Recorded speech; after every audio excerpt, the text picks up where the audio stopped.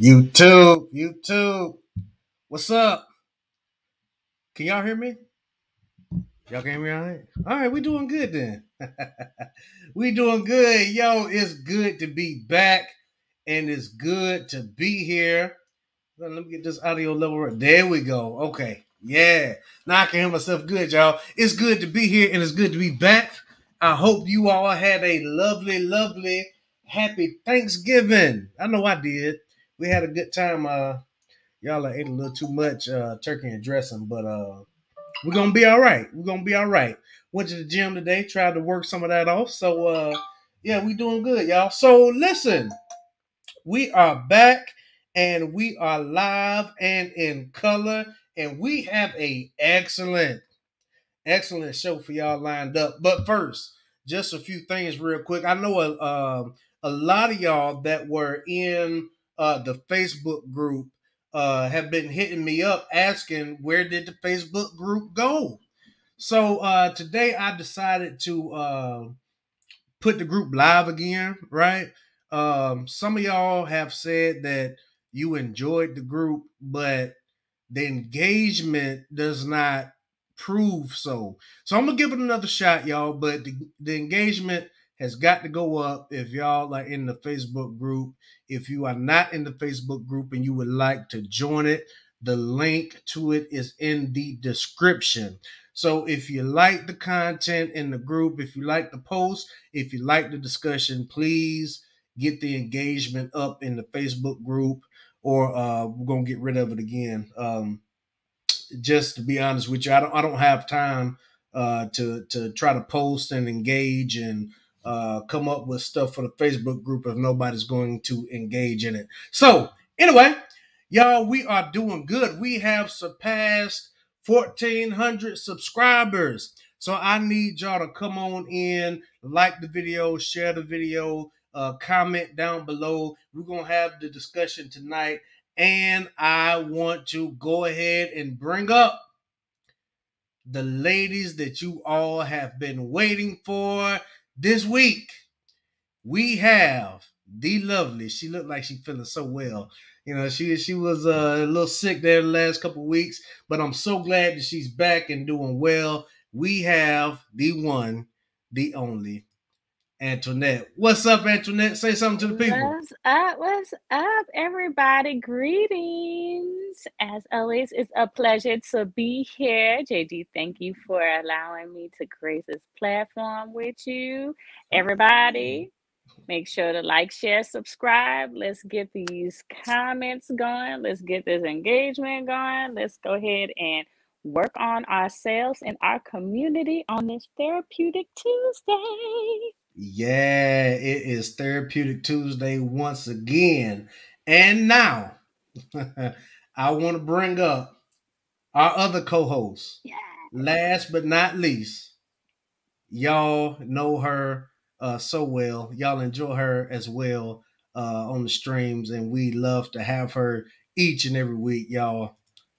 The Alabama Church Girl is in the building. Say something to the people, Val. Beep, beep, toot, toot. Hey, good people. It's your Alabama church girl here, first giving honor to God, who is the head of my life. To all the leaders, saints, and friends, welcome on in.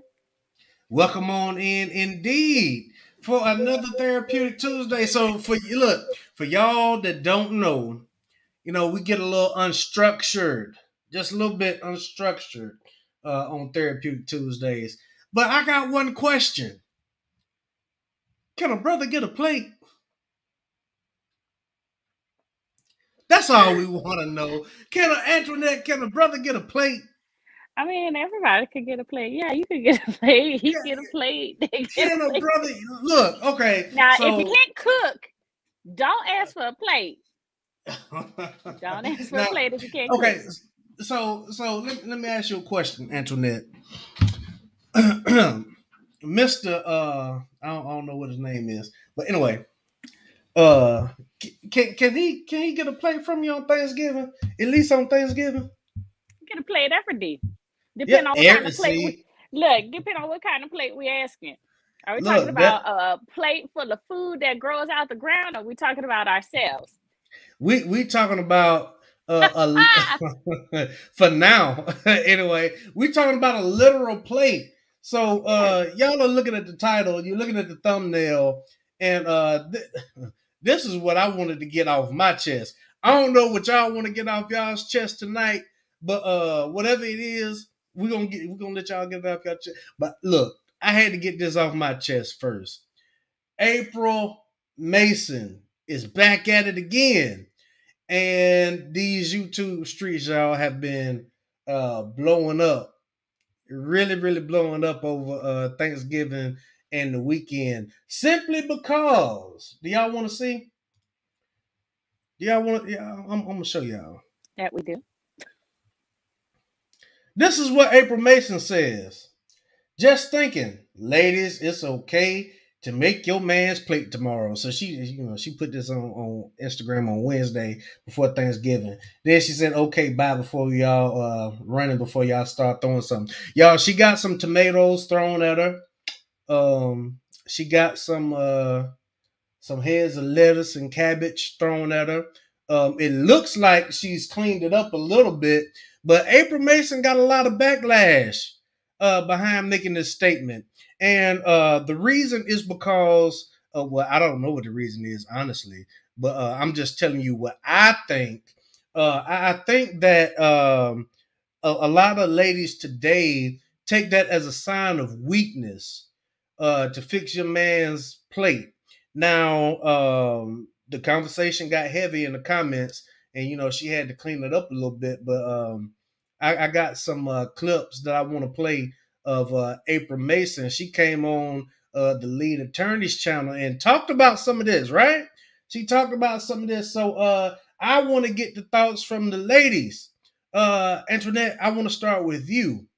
Why do you think the backlash came so heavy from women not wanting to at least fix their man's plate? A lot of men are saying, hey, I've had to work all year, pay the bills, get this money, cut the yard, and I can't even get a plate on Thanksgiving.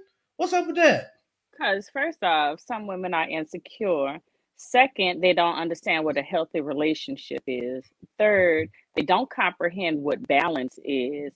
Fourth, they're trying to imitate everything that's on the screen, social media, their fear of judgment, their fear of having to quote unquote explain themselves to their homegirls that do not have a man, or they have somebody who is just there, who's present, who's a ship passing through the waters. Okay, so I don't feel as though April was wrong.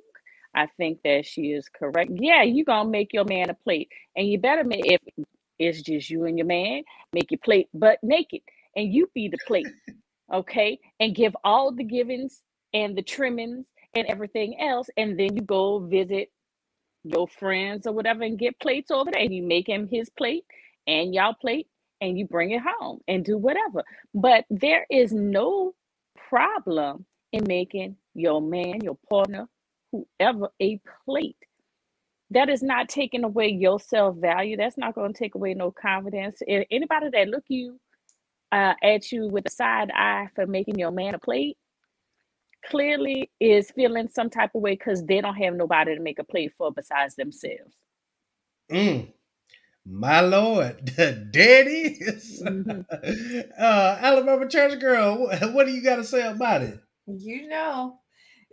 Antionette, you talking good, because I like to keep it spicy. I like spicy plates, and my man likes it even spicier. So yes, I'm all with, let him have my cakes first, and then I'll fix him a plate. Okay, dessert before the dinner. I'm all for that. But listen, let me tell you something. I think that sometimes people get caught up in just wanting to have an argument for the sake of arguing. They don't understand that we don't have to always argue. We don't have to always debate, because guess what? I have no issue with him always bringing me a dozen roses home either. He don't have to do that. He doesn't, but he does for me, and I like it. I never bring him roses, but I enjoy him bringing it to me. The same way He doesn't necessarily fix my plate, but I enjoy fixing it for him. It's just some things that you do just out of the love and kindness in your heart, that, oh, this is just a gesture to show you what's in my heart. It's not that I have to, it's that I want to. I want you to see that I mean to make you the king of the house. I mean that yes, you are the breadwinner, and baby, I'm gonna bring you this bread. I'm gonna feed you this bread. That's just it's just a sign of respect. It's okay. It's okay. It's okay. And you know something? I don't know why people are so upset with April about introducing the idea of allowing your feminine energy to shine, but I definitely enjoy it. I That's the one thing when I know my guy does not have to ask me to submit to anything. You know why? Because he's so much of a dominant male energy that my femininity says yes, and it curtsies and it crosses her legs. She crosses her legs and she say, yes sir, Poppy. She sits back like that because he gives it to me like that, so I'm gonna give it back to him. Okay, I can dig it. And me and the mute button, we're gonna get along tonight, right? So let me ask y'all a question. So I did a video not too long ago, and if y'all want to go back and look at it on the channel, anybody who's watching, y'all can go back and look at it. But I did a video called 5 Feminine Traits That Men Find Irresistible. And I talk about it a lot, that the femininity that women have been gifted with, because it is indeed a gift. It is your secret weapon against men, right? See, the problem is, and we're gonna get into the video in just a second. The problem is that when women are too masculine, then it makes the man feel uncomfortable because we want that feminine energy. You know what I'm saying? And April said something else on TLA's channel. What's up, Miss Gary? Thank you so much for joining us. TLA said, she said something on TLA's show, that sometimes women have to be masculine in their masculine energy. I don't really agree with that, for the simple fact that if I came to you all and said that I am going to be masculine only for the right woman, y'all would look at me like I'm crazy. And then that woman would look at me like I'm crazy too. Because if I said, you know what, I can be masculine, but I'm only going to be masculine for the right woman until she proves to me that she's deserving of my masculine energy, then I'm only going to be in my feminine energy. And then, even if I said again, look, Antionette, I'm all man, you know what I'm saying? But every once in a while, I gotta touch in with my feminine energy. What would you have to say about that? You would look at me like I'm crazy, right? Okay, in a sense, because again, we've touched on this. It depends. We're Mm-hmm. talking about the characteristics and the traits of masculinity and being feminine. And like I said before, we mask sometimes being or doing quote unquote masculine things that are being misconceived as strength because of having to wear both hats for so long and not being afforded the opportunity to express our feminine side for a partner.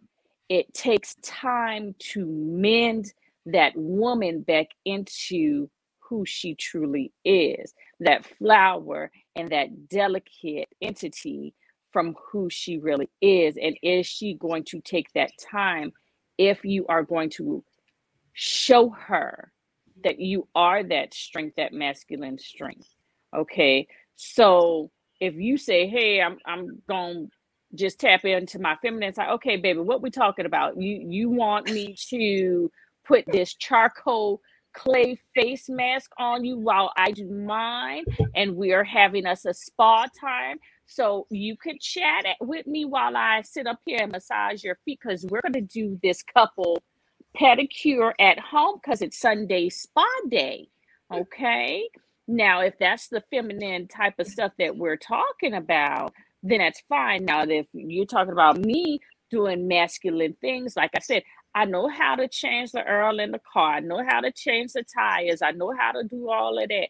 And sometimes if I need to go get up early and go take the car to get fixed and maintenance, that doesn't mean that I'm all trying to take my man's place.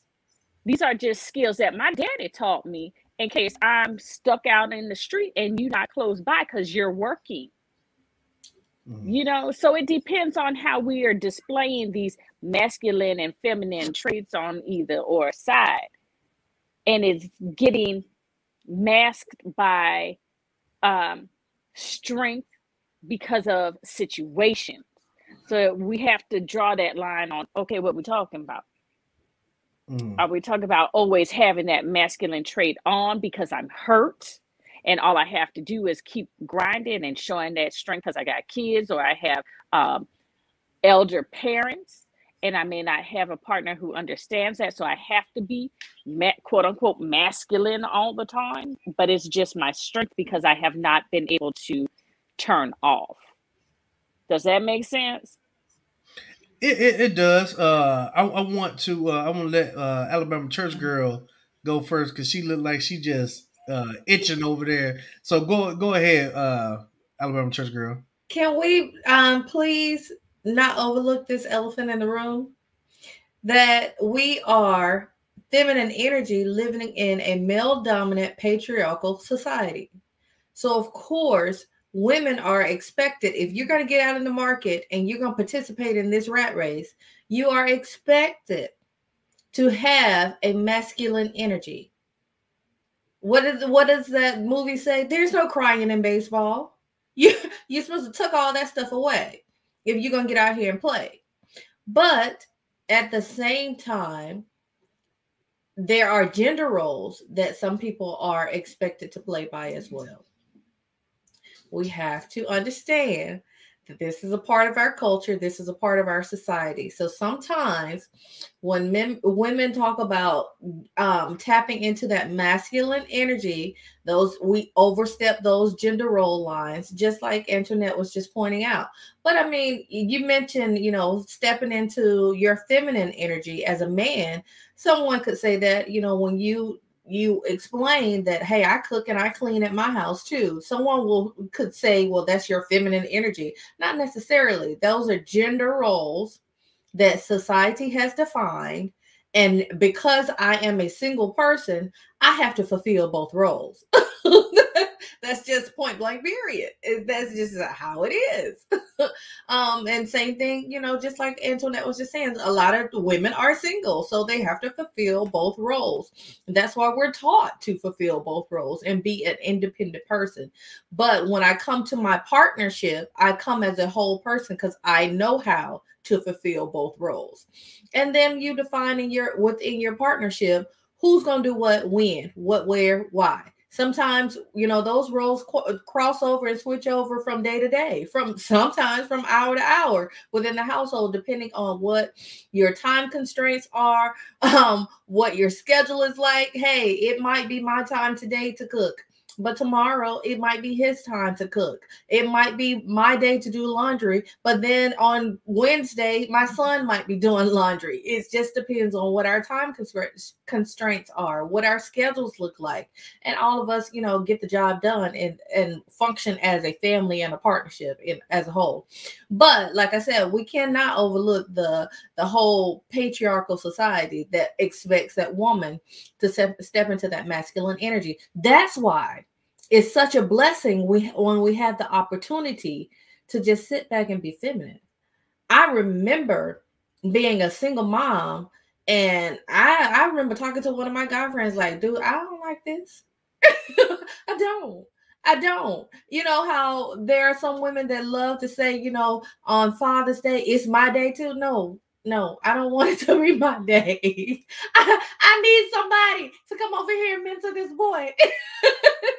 That's just the way I don't like this. And then, my husband is not the first male that I encountered that I felt the opportunity to express my feminine energy. He's just the best one. So I enjoy uh um an alpha male that can express himself in a way that allows me to sit back and rest in my God-given glory. Mute, mute, mute. You're on mute.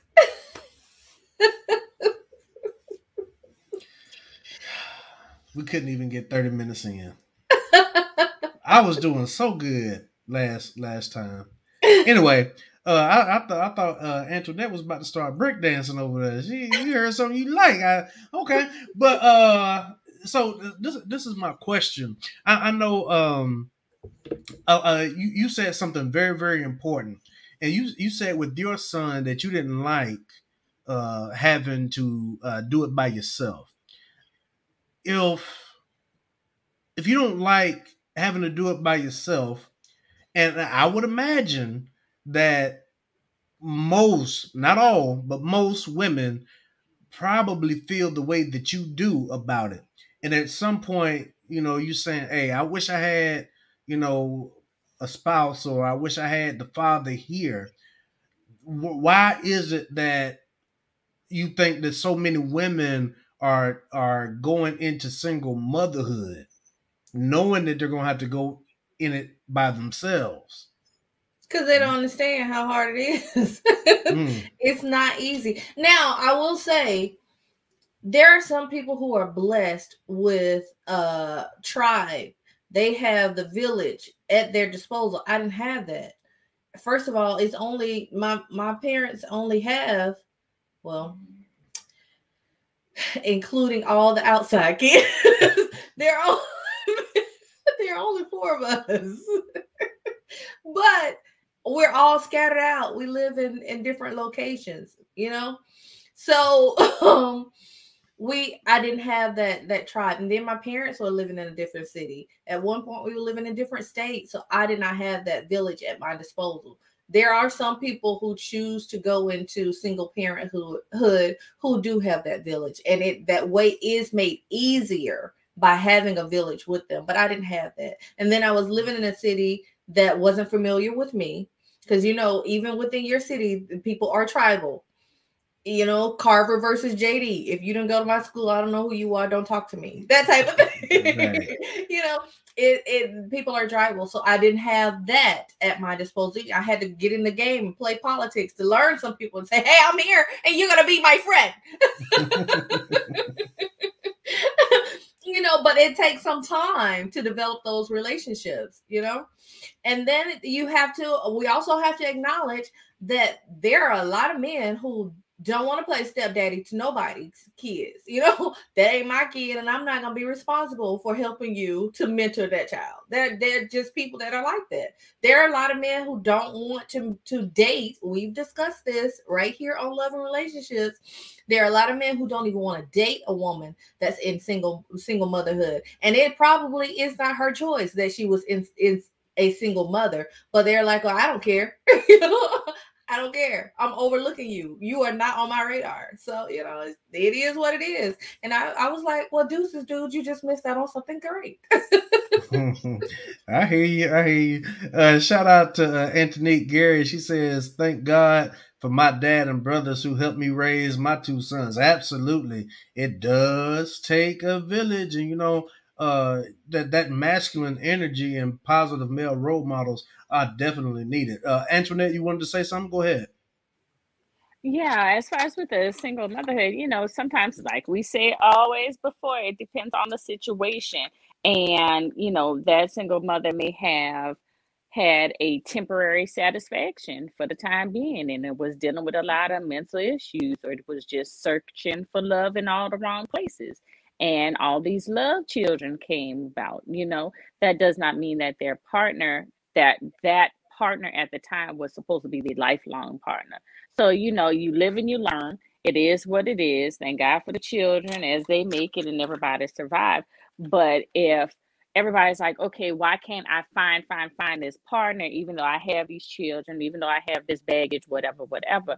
It's not meant for you to find nobody. Find yourself, and your partner will come to you based on whatever path you're supposed to be taking. That interaction is going to happen and it's going to click. Stop trying to find somebody and then use excuses as to where, oh, I can't find nobody because I'm always working, I'm grinding. Okay, I used to work 20 hours a week, still serve, do what I need to do, take care of parents, whatever. But at the end of the day, let me tell you something. When the mister came around and we was doing whatever briefings and business that we had going on, it was a little lanyard because he caught the eye, right? And I was like, bet I'm gonna come back across him. And it was all because, like you said, with our feminine energy, with the little lip gloss and all that other, baby, that cologne, that next day, that's what I smelt in the stairs coming in my building. Okay, come to my office. Let me find out who you are and let's talk. And that's exactly what happened. I was not searching for him. I was finding myself. And based on the situation, because of our paths crossing, and it's something else caught my eye to be like, oh, hey, let me hurry up and think of something real slick. So that way I could start a conversation and find out what I need to, glance right over and find out his information and shoot my shot. And that's what I did. And that's what you have to do. Wait a minute. Wait a minute. You mean to tell me that you're saying it's okay for women to shoot their shot? Is that what you're telling me? You got a mouth? Look. You would be surprised at how many ladies say that they will never shoot a shot at a man and that they are the prize and that he should be coming after them. Let me tell you something. I'm going to put y'all up on game for a second. If you shoot a shot at a man, right? If you might get turned down every once in a while, but men are more likely to give the idea of that relationship a chance if you shoot your shot, right? Women are used to men shooting their shot at them all the time, so they can shoot somebody down and then I'll wait on somebody better. Men is not always like that, right?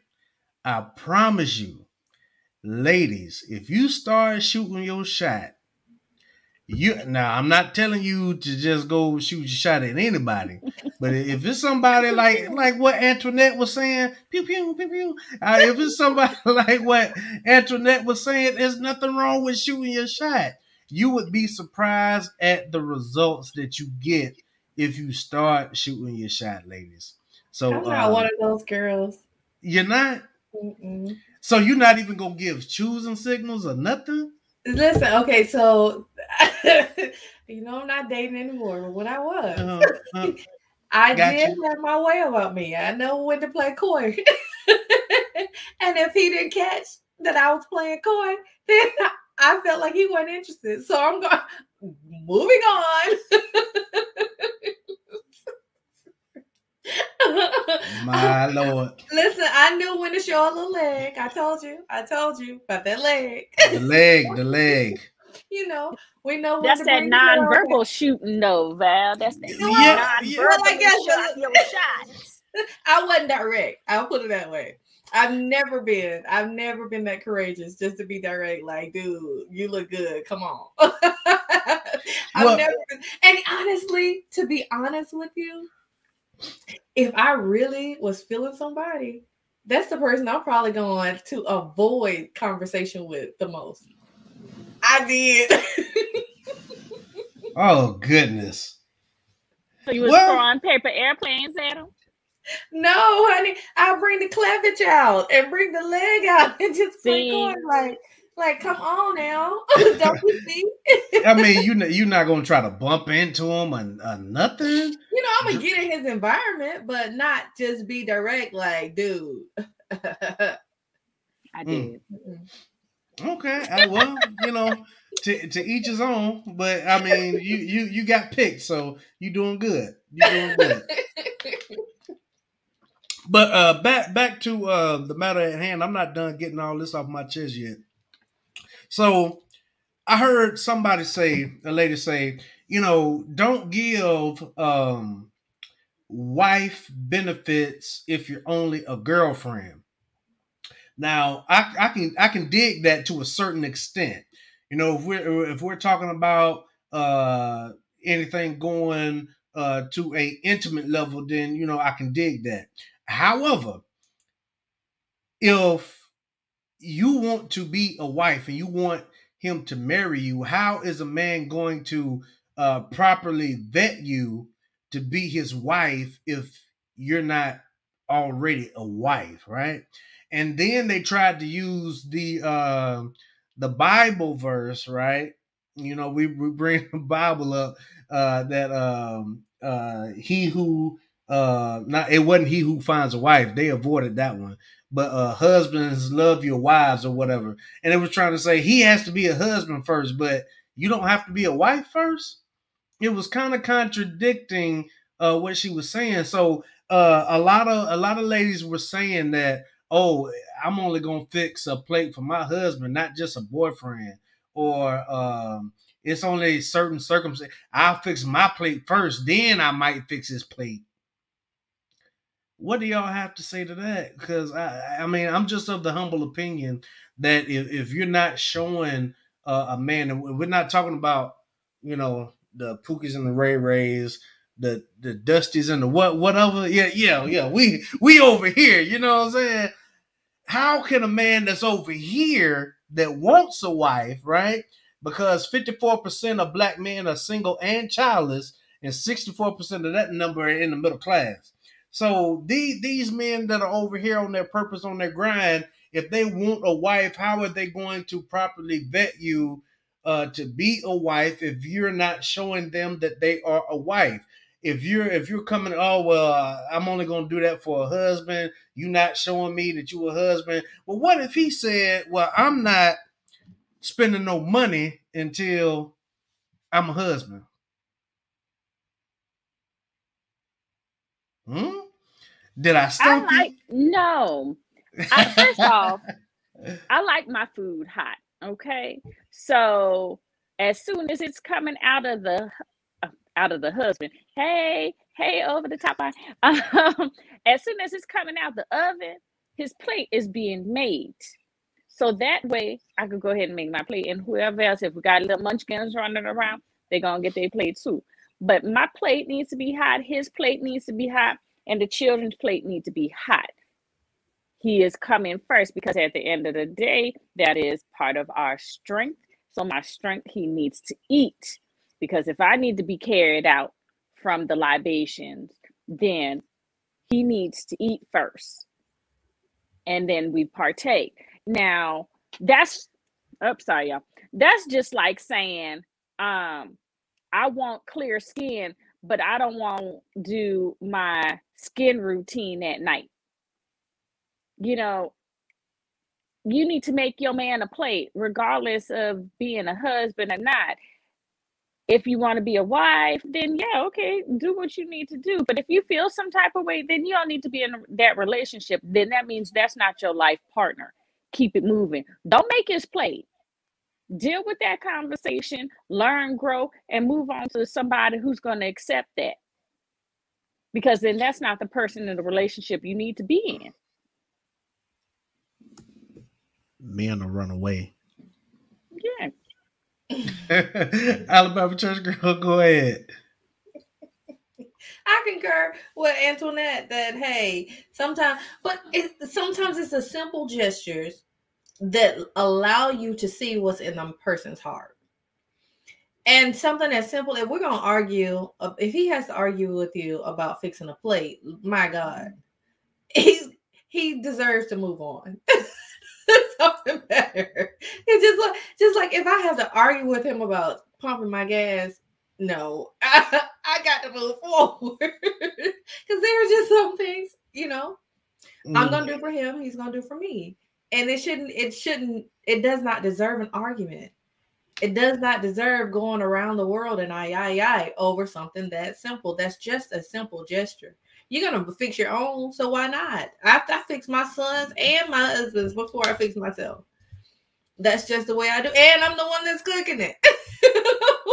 But that's just the way I like to operate in my household. I need to make sure these guys eat, just like Antionette said. And then not only that, I know that as a woman, I am nurturing them. Not just, with my love and kindness, I'm nurturing them with food for their souls. I'm making sure that they're eating healthily and not overfilling them, not giving them too much salt, too much of sugar, and not, killing them with what I'm feeding them. So I enjoy, being able to take care of my guy in that manner. That might not be your thing. Like I don't want to put that stipulation that the woman has to do that. That might not be your thing, but the argument itself to me is basically over simple gestures to show your partner that you are a willing participant in this partnership. Simple gestures, simple things. So if we got to fight over the small things, God forbid we start talking about who's paying bills. Okay, I can dig it. Now I wanna I wanna reference this comment from Over the Top. Shout out to you in the chat. Hopefully you all will see Over the Top joining us from time to time. So she says, watch this. Before understanding how to be a wife, you have to know what it means to be selfless. That is powerful. That is very powerful. And if I'm not mistaken, Over the Top is, first of all, she's a excellent content creator. So if y'all get time, go check her out. Go check her channel out. I promise you won't regret it. But I want to highlight this because I'm not saying that this is what happens all the time, but it seems like a lot of ladies want to be a wife without understanding the duty behind it. Marriage is not just something you go into willy nilly. You have to and it goes both ways for men too. You have to understand that a lot of times you have to put yourself aside for the greater good of the unit. You know what I'm saying? So what do you have to say about that, Alabama church girl? Have you? I know you recently married, and you've been married before, as have I. But what's your experience with this? And then we'll go to Antionette. I think that there's a term. I agree with Over the Top that you do have to learn to be selfless. But there's a term that I believe Iyanla Vanzant coined too, that you have to learn to be self-full as well. You have to learn to take care of yourself, and you also have to have an understanding how to not always put yourself first, that you know how to take care of someone else as well. And I think that's when you come to a partnership really being a vital asset to the relationship, and not someone that's still seeking in a manner that your partner cannot fulfill. And I think that teeters on knowing your God relationship, understanding who your higher power is, and knowing that, no other human being is going to be able to fulfill what your soul requires like a God relationship can. That any type of, and that goes with friendships as well.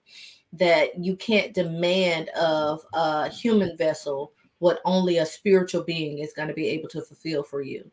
Um, you being self-full, understanding that I know how to take care of me in a way that if my partner never understands me in that manner, I'm still taken care of.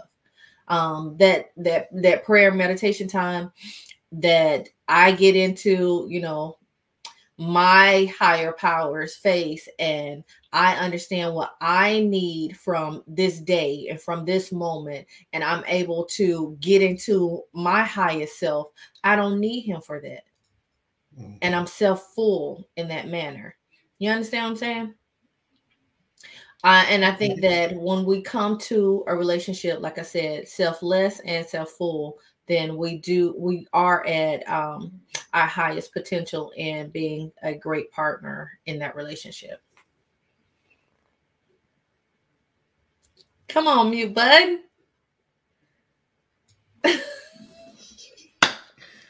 Okay. Me and the mute button ain't getting along tonight, y'all. I'm trying. Okay, so over the top asked a really good question. I want to go to Antionette, and then we're gonna highlight over the top's question because I got a little bit to say about that. And I did drop the link into the chat. I'll drop it again in case anybody wants to come up and share your thoughts. You are more than welcome to do so. Antoinette, is on you. Yeah, I mean, beautiful, beautiful. That was great. I concur on that. And being selfless is what it's all about. When you are confident and comfortable within yourself, then that of what you see in the mirror is in the physical form of your partner also. So it is a balance. You create with one another and you unify and you are there for each other. There is no tit for tat. There is, this is us.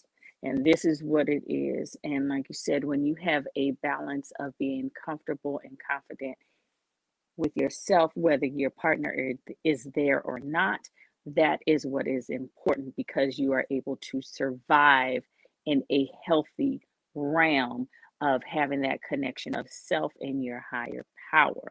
And that's what is most important. And when that happens, everything that flows through yourself and your partner will never be broken.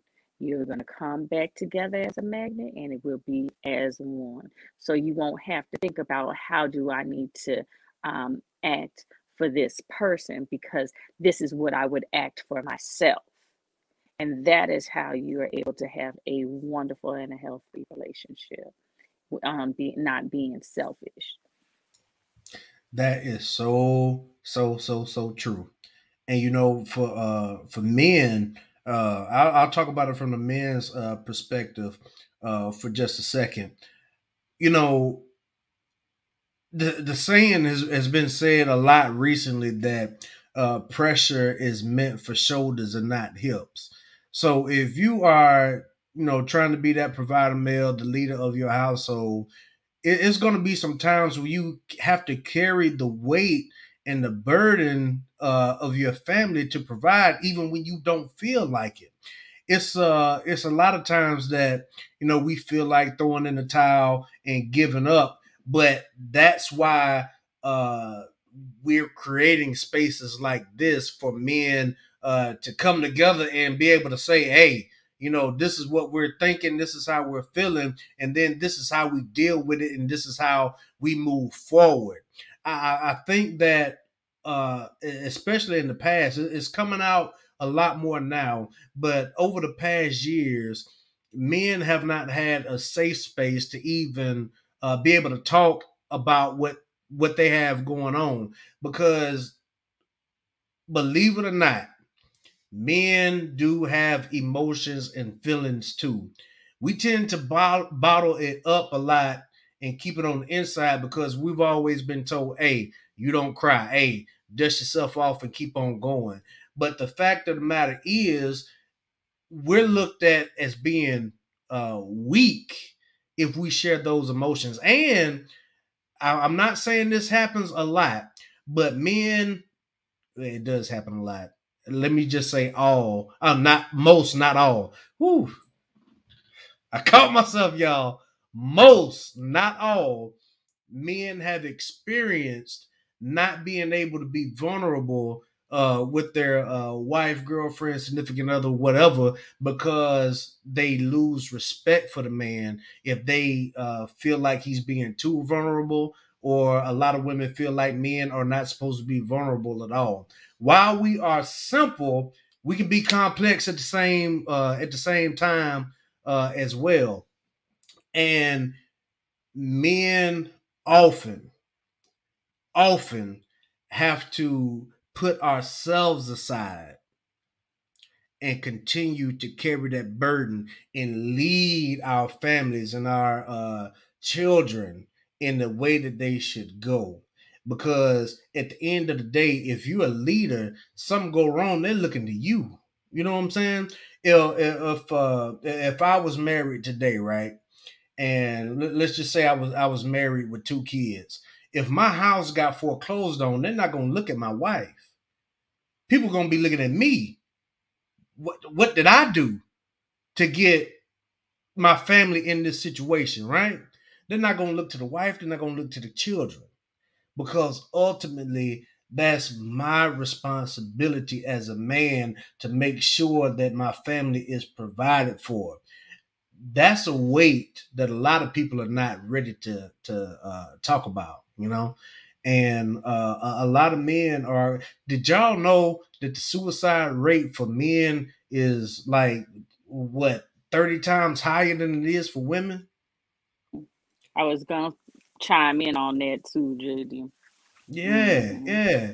It's all right, to have a moment of weakness, but we got to keep going, and we have to put ourselves aside to keep carrying that weight. Did y'all have anything else y'all wanted to add?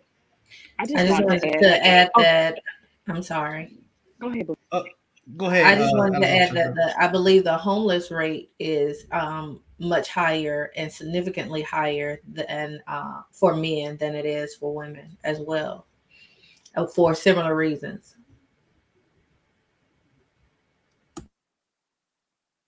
Antoinette.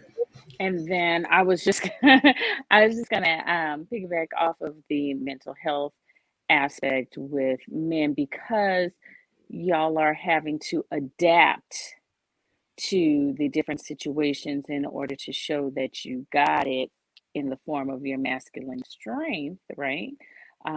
The suicide rates are really high because there's not a support system under the social norm and realm that makes it acceptable for men to show a type of weakness. And we, as your partners and your women, need to also learn that we don't take what you are feeling as daggers in the midst of anger and upset, but we need to also be that sponge so that way you all can express and show that weakness and understand that we're now going to do the dishes as you have made that meal. So it's a balance and it's a responsibility that all of us need to show in our times of weakness, that we're here for each other and that it's okay to show a sign of weakness, because when you do show a sign of weakness, it needs to be known that that is your strength, because we are not perfect, and I'd rather you show me that you have weak points so that way I could uplift you in the correct manner and characteristics of support that I could possibly do. And if I cannot do, we can't do all of it, and we're going to have to utilize resources to assist you with that. But we have to now, in utilizing our platforms and stuff like that, show that men, it is okay for you to have times of doubt. It is okay for you to have these bouts and these spurts of anxiety and depression, but you also need to understand that you're not dealing with it alone, and you need to express that with somebody that you can trust. And if you can't trust anybody and you're still not into believing that therapy is it. Allow that best friend or whoever that you trust to express what you can, because it's to a point where we're so tired of seeing our men commit suicide because you're here for a reason. Don't put yourself in that predicament to where you feel that you need to take your life because you're important. So I just want to put that out there. Absolutely. Excellent. Thank you so much. And shout out to you over the top. Thank you so much for your comments and engagement. First, I want to go back to this question that she put up, and then we'll circle back around to the other question that she put up, because I think that's important that we touch on that too. So, can you guys talk about the sacrifice wives have to make to be a wife? We really want to talk about it? Because a lot of times, I've heard recently a lot of discussions about, no man cares about your degrees and don't lead with that information and all that. But, in this day and age, most women are career women. Most women that this group of men is seeking are career women. And a lot of times he is a career man as well. So there has to be some sort of balance and compromises made on whose career is going to take the dominant role in the household. And a lot of times it's that woman's career that's being sacrificed, or the time that she would spend as a single woman pursuing other aspects of her career and other goals. She's now taking those hours to cook and clean and take care of her home, take care of her family. It's not that we don't want a family. The same way a man wants a family. But we do generally make more sacrifices to maintain those gender roles within the relationship in order to maintain that family that we want.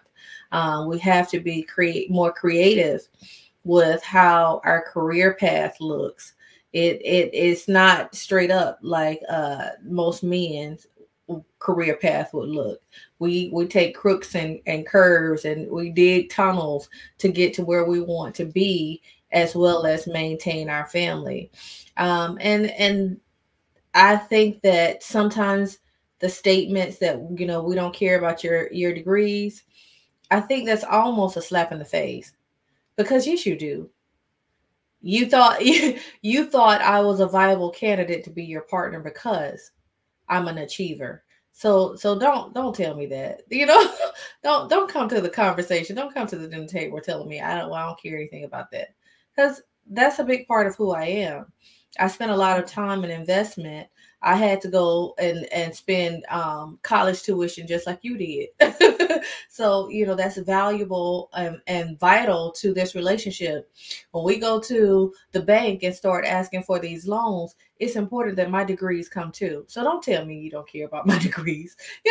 Don't do that to me. Please don't dismiss me in that manner, because that's a big part of who I am. The same way I wouldn't dismiss a man. I don't care anything about your bank account, because yes, I do.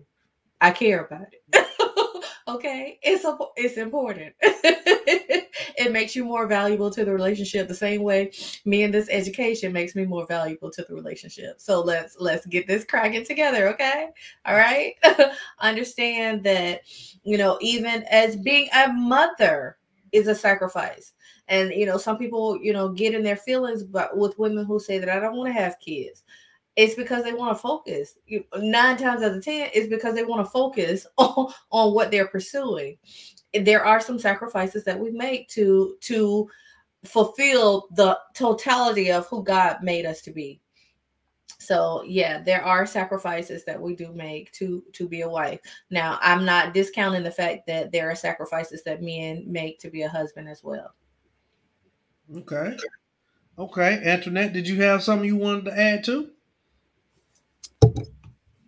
No, I'm with Val on that. Now, well, yeah, no, I did because it was the career. So because I had to play everything back, but the career, sometimes everybody don't have a degree, and sometimes based on situations they may drop out of college and never get that degree or 10 credits away, whatever, but they know how to hustle, and because of their hustle and their background and their support, they were able to build their own businesses and be successful with it.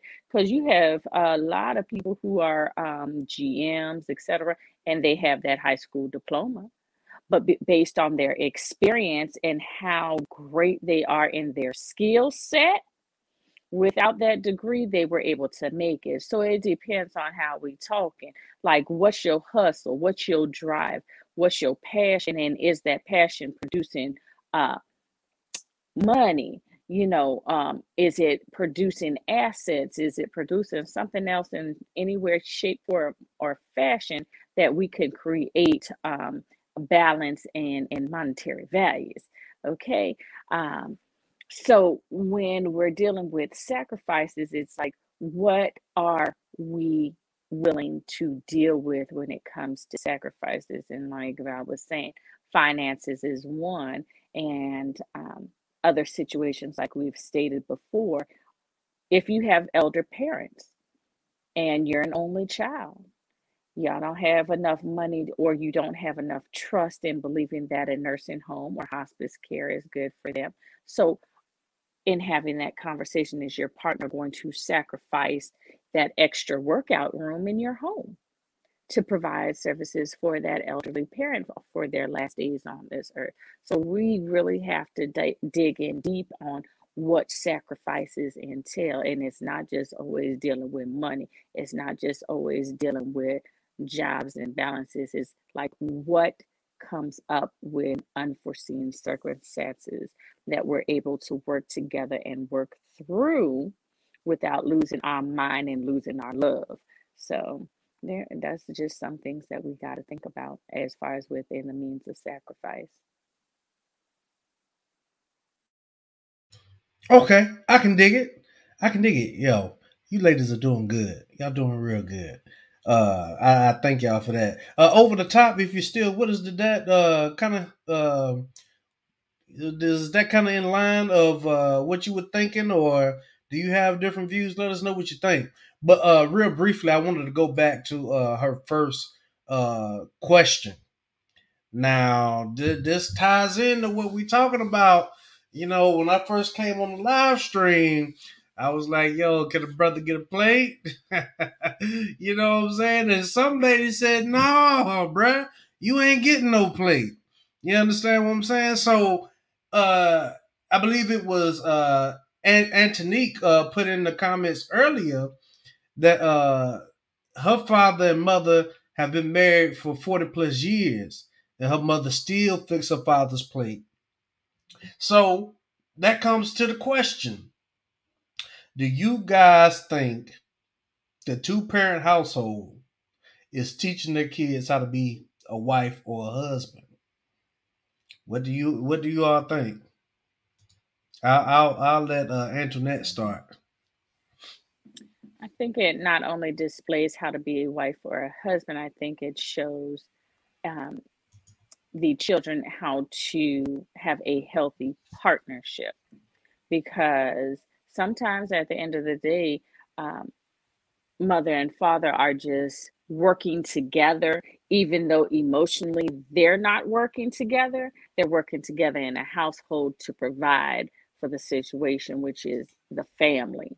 So if you have that two-parent household, that is showing that they're able to function and work together and making meals together, eating together, having discussions, communicating not just with themselves and with their children, but also keeping that lineage and that communication with grandparents and stuff during the weekend, doing different routines together, showing this is a partnership that not just entails a partnership as in future relationships, but a partnership that you can utilize in businesses, a partnership that you could utilize in social norms with school, with friends, etc. It goes beyond when you are showing yourself in a two parent household as that parent for your children. That example will lead into other entities and situations that assist them in understanding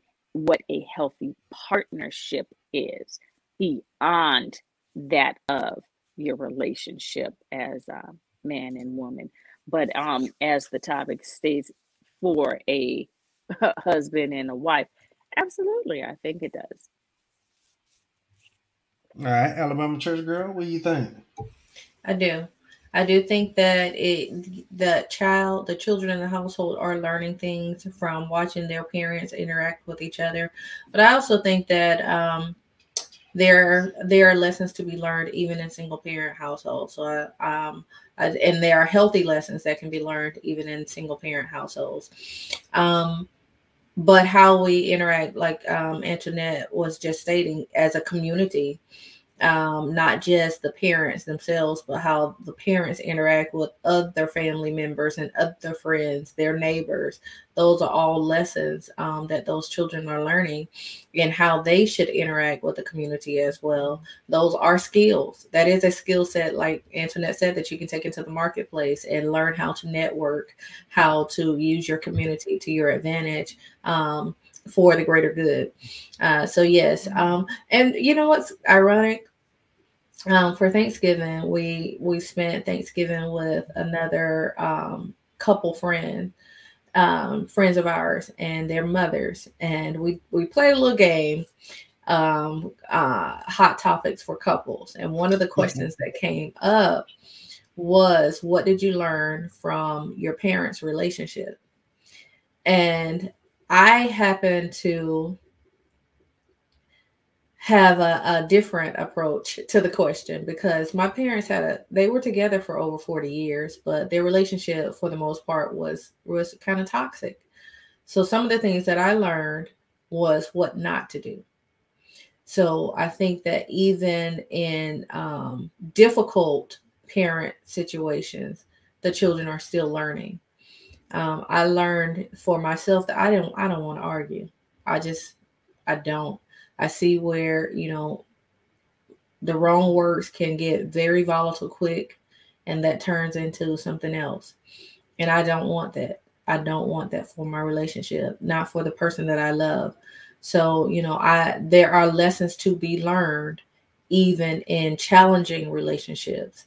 And I thank God that I learned to go a different direction. And I pray that those children that are in households with challenging relationships are learning in the same manner. Mute button ain't gonna get me this time. Yo, so I'm loving everything that you all are saying, and I, I'm. I'm with Alabama church girl, and I'm with you too, Antoinette. Sometimes you learn what not to do by watching others. I mean, because let's just be honest, it's not a manual to this thing. You know what I'm saying? Oh, my wife don't feel good today. Let me go to page 2. You know what I'm saying? We don't have that. Oh, my husband tripping today. Look, page 5. Okay, here we go. Oh, we good. It's not. We don't have that. It's some principles that you can apply to this thing, right? But it's not exactly the same for everybody. What works for Valerie and her husband might not work for me and my wife. What works for Antoinette and her husband might not work for Valerie and her husband. You know what I'm saying? So we all got to kind of tweak this thing a little bit and see. So I just got to be honest. It's mostly it's easier in two parent households to see what it is to be a husband or a wife, because you're actively seeing those roles every day of your life. You might not know what's going on behind the scenes, because I'm of the opinion that a child should stay in the child's place, and a child should not, be into adults' business, when arguing or a misunderstanding or disagreement or something. You know what I'm saying? But when it comes to the a single parent household, it's a lot harder.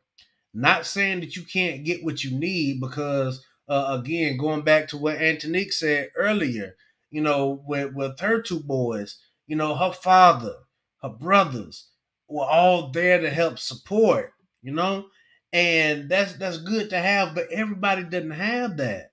Everybody doesn't have that luxury, and people that tend not to have that luxury, in most cases, not all, but in most cases, they might tend to struggle just a little bit.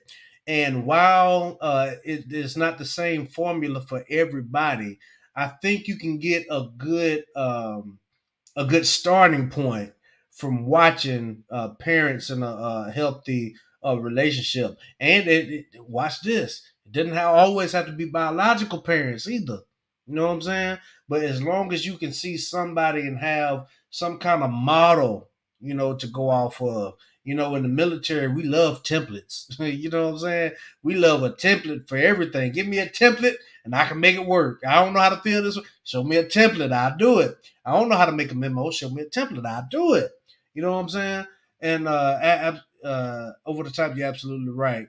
Learning what not to do is also powerful, But for those of you that don't know, and for those of you that are new, the goal of this channel, this space was originally created for men, but it's becoming more of a community for everybody, and I'm loving it. But the goal of this channel is to see more two-parent households and to see more people coming together in our community. So I'm just glad that the conversation is getting out, and I thank everybody for joining us tonight. Now, y'all gotta forgive me. I believe I got it off my chest now. Y'all have helped me. Y'all have helped me, and I believe that it's something else that somebody else wanted to get off their chest, and that is about the verdict of the Ahmaud Arbery case. Can a brother get a plate? Yeah, maybe, maybe not. But can a brother get some justice? At least we getting some. We got one. We got one. Old buddy, he I'm not gonna lose my religion tonight, y'all. I'm not gonna do it. Don't lose it. Don't lose it. We're gonna focus on the positive. We got one. We got one. So whoever wants to start off about that, and then I'll come back and give my thoughts about it. Ladies, whichever one of y'all want to go first.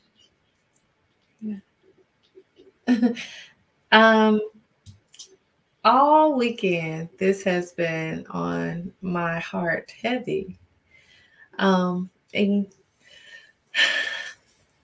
when this case came out, well, when the video went viral last year, it was right around Mother's Day. And I remember this was around the time that the whole country was kind of going up in civil unrest. I don't think it was the same weekend as the George Floyd, but it was right around the same time. And at that time, I was on the radio for Mother's Day, and it hit me so hard to see this guy's mom talk about the fact that he was born on Mother's Day. And now on that particular Mother's Day, she had to watch that video go viral of her son being slain. To know as a mother, my son was born May 31st. So he was born right around Mother's Day as well. It hit home, y'all. It hit so close to home for me. To know as a mother that I want to celebrate. My mom always says there's two days in a woman's life that you never forget. And that's her birthday and Mother's Day. And Mother's Day means more than the birthday, because that's the day that God gave me his greatest gift, which is another human life. And we celebrated in that manner, that God gave me you. You know what I mean? And to know that in that same hour, she was mourning that God gave me you, but someone took you away from me. Y'all, that hit home for me. I think that's when I decided I didn't want to watch any more news of these young black men getting murdered um, unjustly. I just didn't want to see any more. I don't want to see it on anybody's cable news station. Just turn that TV off, because I'm an empath. And that was just, it was bothering my heart, to keep seeing this. I have a young man, I'm raising a young man, and he's no threat to anyone just because of his size. You know what I mean? So I had not watched, I didn't watch any of the trials, the high profile trials recently. Did not watch it, but I did see the verdict when everyone was announcing the verdict.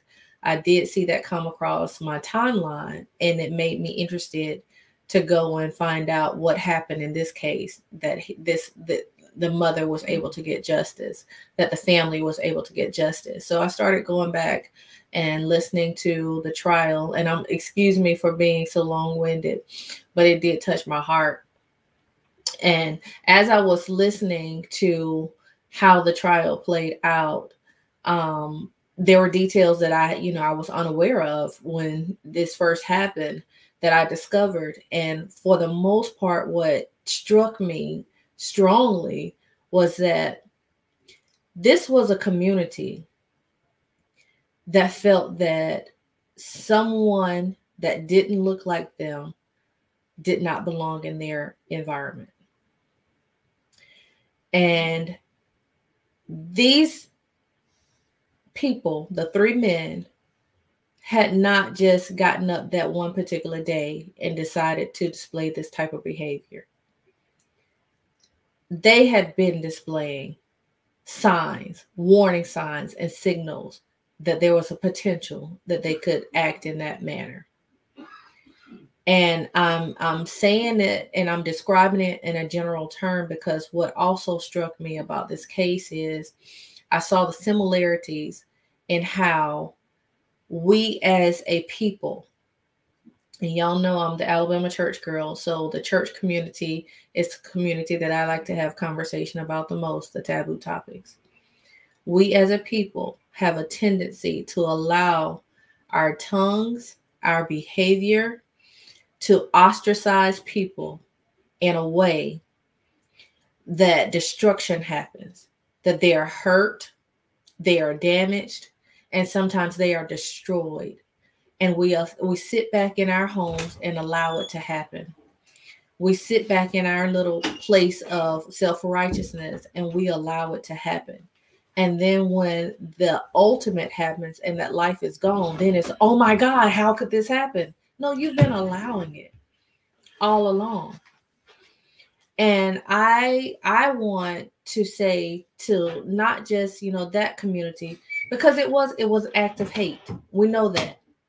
But even in our church community, it's an act of hate when you allow yourself, your friends, the people around you to just continuously be destructive in their behavior and in their communication to other people. It's an act of hate. You cannot say you love God and then allow yourself or others to treat the ones that you can see with evilness. So that's been on my heart. That's been on my mind. And when I say that I feel like everyone deserves justice, not just in a race war, but in this whole survival of the fittest in our community as a whole. We have some work to do within the Black community as well as outside of the Black community. So that's on my heart. I love you guys. Absolutely. Thank you so much, Alabama church girl. Antionette, did you want to touch on that too? Had to Oh wipe. yeah. I had somebody What you started got on cutting your some feet? onions or something. Oh, all the crying, Yeah, the tears. All right, go Yeah, ahead, no, Antionette. I did watch it because I think it is important for us to understand what goes on in the courtroom, especially with cases that are high profile, so that way we could then understand the not so high profile cases. Um, and uh, I mean, even from jury selection, when they were like, "Oh, this gonna be tough," with one black juror, um, and the relationships of the jurors that were picked and how they were breaking bread with these people, and the cousin's uncle was the baby daddy, and uh, oh yeah, we all used to go to church together, or we all used to go down to the drive-in movie theater together. So there was a long line of knowing these killers. And when you're in the South, because it was in Brunswick, right, um, the complacency and the acceptance runs very deep. It runs very, very, very, very deep. And when they get questioned, as in, oh, why'd you kill this person that does not look like us, and then actually be questioned about it, was such a shock to that community, because apparently, their fathers, their grandfathers, they mamas, they aunties, and everybody used to get away with that. This is stuff I mean, burning our bodies was something that they did, that they brought their children to. And they used to make bets and cut off our fingers and everything else and keep it as memorabilia. So it's important, and I watch it because, again, like I said, we need to understand what is going on. We need to know what they are saying about us, whether we are dead or alive. Because one part was, in the final verdict was, oh yeah, and you all need to also know that he has dirty toenails. Dirty toenails. Excuse me? Dirty toenails. How do you know that, ma'am? Were you at the autopsy? Because that's the only time that this young man did not have shoes on his feet. And even if his toenails were dirty, what does that have to do with him getting shotgun to his chest for just running for his health, for him just looking into homes because he was studying to be an engineer, and his goal was to build his parents a home. So, the way that they make the black man and the black woman out to be when they're in the wrong is important. And that's why I watched it. Because again, in being that aunt and being that mother and being that daughter and being that child of color, we need to understand that this is not okay. And it's funny that we all can um, do a lot of, oh, I'm here, what you want to say on social media. But when it comes down to putting boots on the ground, everybody's crickets. Because even with the prosecutors, they were like, hey, well, Jesse Jackson is here. And then that caused all the pastors to come and support just to be there. But you mean to tell me, if this was an all-white jury and you had the whole police department there, that wouldn't be intimidation for just this black family whose son, who's no longer here, but the case is about him? You wouldn't have said anything about the whole entire police department being there. And it's just understanding the different components that we still are not considered human beings. And if we actually open a book about how America is still the way it is, that is why we still don't have a John Lewis. We still don't have our Voting Rights Act. We still don't have George Floyd Act. We still don't have things that protect us. And you need to understand why this case and all the other cases are very important to watch and not just, get that tidbit from the news. You need to be more involved and understand the readings and the backgrounds because all of this is written. It's all written. It's all in every single book that you can think of that's dealing from when they escaped from the Queen of England. So technically, the convicts are the ones that are creating everyone else to be a convict when we want to, um, burn it down to books and in what it is. But this case in itself, in watching it, it took me maybe about an hour after the verdict was there, and I was literally driving to go get me a smoothie at Smoothie King. See, that's when you start remembering stuff, right? I was driving down the hills and stuff to go get me my little smoothie at Smoothie King, and I literally bust out crying. I bust out crying because we finally had something that said we were not to blame.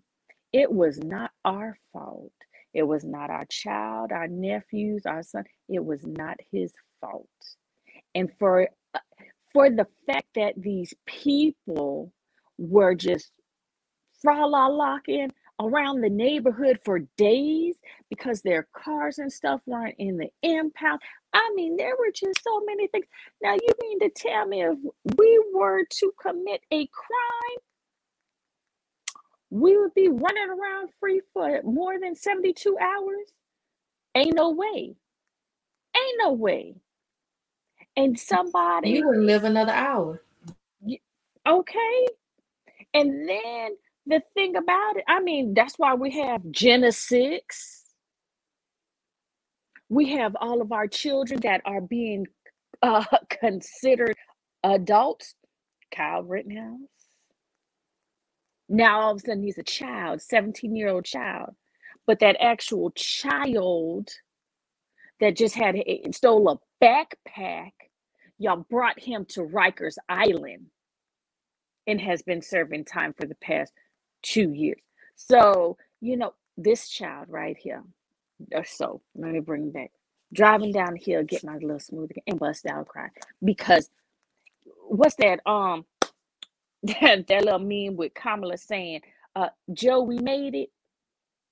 That's all I could think of of him saying, Ahmad saying, Mama, we made it. We did it, Mama. Because that don't make no sense in 2021 that we literally only have one main case that we ever win. And we've been fighting for a long time. Even with Trayvon Martin, we didn't win. And I knew something would happen if this case did not turn out the way that it did. Because even with Trayvon Martin, that POS is still sitting up here signing Skittle bags. So it's so heart-wrenching. It's disgusting that we still have to fight at the levels that we're fighting at for justice. You ladies are absolutely right, and it hurt me, but I knew how the Rittenhouse was gonna go when I started seeing how that senile judge that needs to be removed from the bench, was acting during the case, and then when I saw him picking out his jury members from a raffle, I already knew how that was gonna go, and I gotta admit, it made me feel a little less hopeful for Ahmad, the Ahmad Arbery case. But I was so relieved when the verdict came out about that one because it lets people know that this is not okay. This will not be tolerated, and that there are repercussions behind it. Now, I just want to bring everything back full circle because we're right at our time, and I know everybody's kind of having a rough one today, but uh, I know a lot of people have a lot to say about Kevin Samuels, but is Kevin Samuels right? Because he says that we're better off together than we are apart. When we still have issues like the Ahmaud Arbery case, like the Kyle Rittenhouse case, we need to come together more as a community than we ever have before. I mean, think about the civil rights movement, how close knit our community was. And now we're more divided as a people than we ever were before. And we bring these topics, and some of them are a little trendy, but we want to get the conversation going, and the conversation will help us start to understand one another and start to bring our communities back, because at the end of the day, we were not meant to be apart. We were meant to be together. And if we build our communities back up, and I'm a firm believer that it needs to start with our churches as well. If we start to build our communities back up, I just believe that we'll see less things like this happen, because we'll be there to watch each other six. You know what I'm saying? We'll have our own. Hey, y'all leave him alone. You know what I'm saying? We will. I just feel like we'll be safe. Y'all, I might be wrong, but I feel like we'll be safer. I feel like our families will be more productive. I believe that the marriage rate will start to go back up, because the marriage rate in the Black community is at an all-time low. And I'm still an advocate for marriage. And we've got communities now to where we have what they call men are going their own way, and then we have women that are quote unquote divestors, that are walking away completely, so they say, from Black men, and men that are walking completely away from Black women. If this be the case, where are we going to be in 30 years? What's going to happen? What are we going to look like in 30 more years, 50 more years, if all of this keeps going? Go ahead, Alabama church girl. That brings me back to my point that we have to start putting each other in check and not allowing one another to continuously be destructive within our community, first of all, in our households, and then within our church. And honestly, to give more insight to what I shared, I recall a conversation. My family is deeply spiritual and churchy. I mean, almost everybody is a minister, a pastor, a missionary, a deacon, or somebody with a church title. And I recall a conversation with one of my cousins who is a minister, and I talk about the taboo topics of the church with the Alabama church girl, and she had an issue with me discussing church hurt and how destructive church hurt is on people, not only their spirituality, but on their mental health. And my cousin wanted to tell me I was wrong for even thinking that the church doesn't hurt anybody. How can the church hurt anybody? Because they're people and they're fallible. And you're not perfect. Please stop putting yourself up on that perfect pedestal, because you can be culpable of hurting somebody. So when I thought about how that community around those murderers allowed them to have that type of attitude and it went unchecked. No one checked them within their own community. And it takes someone within your community to check you and correct you before you get out of hand and the nation has to cry out for justice. Because honestly, before the court of law has any power, the more power is in the court of public opinion. And what affects you mostly is the ones that you see from day to day and have to face day to day. And those opinions matter most. So when we start checking each other, even in the house of God, I agree with you, JD, that the correction has to start in the house of God. The Black church has a very heavy impact on the Black community. And we have to start correcting each other within the Black church and stop acting like we're perfect, because we're not. If we were perfect, the church would be abounding. And right now it's not. People are walking away every single day for a reason. And we got to stop denying that, oh, they're just, we got to stop executing them as if God doesn't care about them. They walked away because no one cares, because you're just so evil. And that's why you can't stand us, because we're so righteous. Stop acting like that. That's not true. You have to take on some accountability that, wait, maybe my actions are not aligning itself in righteousness.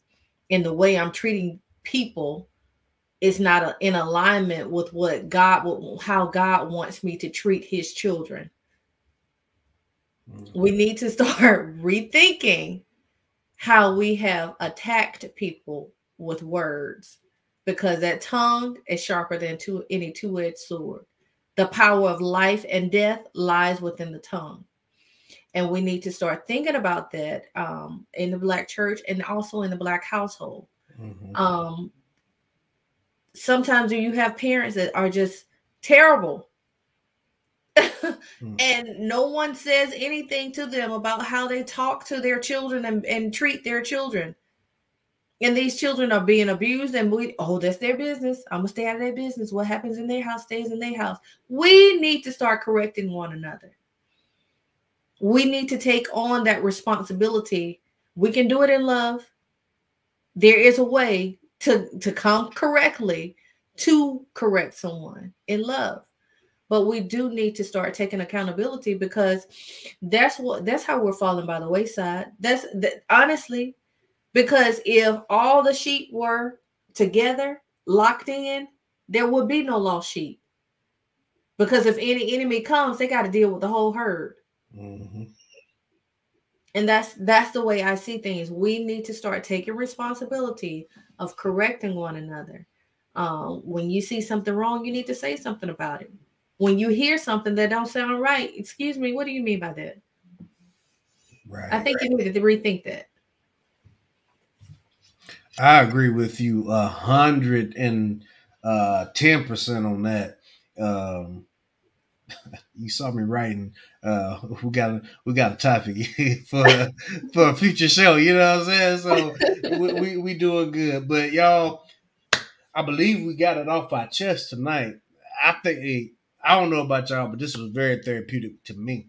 What do y'all think? Well, therapeutic, y'all doing good? Y'all feel all right? Okay. Heart feels lighter. Okay, good. I am so glad. Well, listen, everybody, we are far past our time. I guarantee you, and I promise you that you will. Well, let me not say never, but you ain't gonna see no 4, 5, 6, 7, 8 hour live streams over here. It ain't gonna happen. It is just not gonna happen. An hour and a half, hour 45, sometimes 2 hours. You know, if it start getting real deep, it's about all we gonna do. But y'all, we have had a great show tonight. I hope everybody had a happy Thanksgiving, and I hope that this live stream has helped somebody. And if you found any value in this, in the topics or the content that you've heard here today, I guarantee you somebody else will find value in it too. So go ahead and do me a favor, share the video, like the video. Thank you for your comments. Don't forget to subscribe to the channel if you have not already. For the Alabama Church Girl and for Antionette, look, let me go back around. Y'all say some last words. Y'all say something to the people. I can't leave like that. Y'all say something. Thank you, JD. My head is banging tonight, so I'm sorry I'm not as animated as I No, normally am. I but understand. I got one too. I understand. but I appreciate the conversation. It has been therapeutic for me.